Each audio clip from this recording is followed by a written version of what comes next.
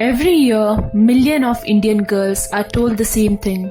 You can study, but don't dream too big. She can top a class, earn a degree, even get a dream job. But the moment she gets married, her whole world becomes smaller. And no one calls it cruelty because it looks normal. But behind that silence are stories we never talk about. Her name is Meera, a small town girl with big dreams. She wasn't born into luxury, but she had something more powerful: ambition. Every evening after finishing her household chores, she would sit by the window with her books, watching the lights of the nearby city and whispering to herself, "One day I will go there." She wanted to become a journalist, to tell stories that mattered, to stand up for truth, to make her voice heard in a world that often told women to stay quiet. Her parents loved her deeply, but they were scared for her safety, for her future. Whenever she talked about working in another city, her mother would sigh and say, "Beta, girls who fly too far often forget where home is." Meera tried to convince them, but in India, dreams often have deadlines, especially for girls. At just 23, her marriage was fixed to a well-settled man from a good family. The family was respected, traditional, and proud of their values. Meera thought maybe she could balance both family and career. After all, she wasn't asking for much, just a little space for her dreams.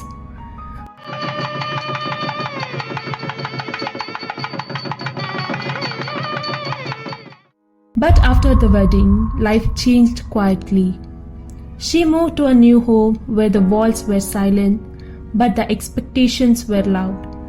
Every morning began with the kitchen duties, and every evening ended with "What's for dinner?"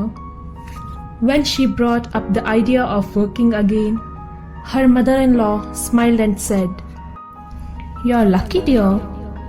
You don't need to earn. Our family takes care of everything." Her husband added softly, "Do it later, Meera. Right now, just adjust a little." That little turned into years. Meera's book started gathering dust. Her pen lay untouched on the table. Every time she saw her reflection, she wondered, "Is this really me?" She did not hate her family. They were kind, polite, and loving in their own way. But they never saw her the woman with dreams. In their world, a woman's success is measured by how clean the house is, how happy her husband was, and how quietly she accepted everything. She wasn't beaten or insulted, but her silence was her prison. And sometimes the quietest pain hurts the most. Meera's story isn't rare. It's repeated in millions of homes across India. Women who are educated, intelligent, and capable, but stop right at the edge of opportunity. Some are told, It does not look good if a woman works outside. some are told, Your husband earns enough. and some are simply told. Who will look after the kids? We live in a country where goddesses are worshipped, but real women are still fighting to be heard. We teach our daughters to dream big, and then tell them to stop dreaming after marriage. But every silence breaks one day. One evening, Meera met a neighbor, a woman who used to be a teacher. Together, they started tutoring kids in their home. It was a small step, but Meera felt alive again. That old spark, that forgotten fire. She realized her dreams were never gone. They were just waiting for her courage to return. And slowly, she found herself again. India is changing, More women are working, learning, leading. But real equality begins at home. When a father teaches his daughter, she is no less.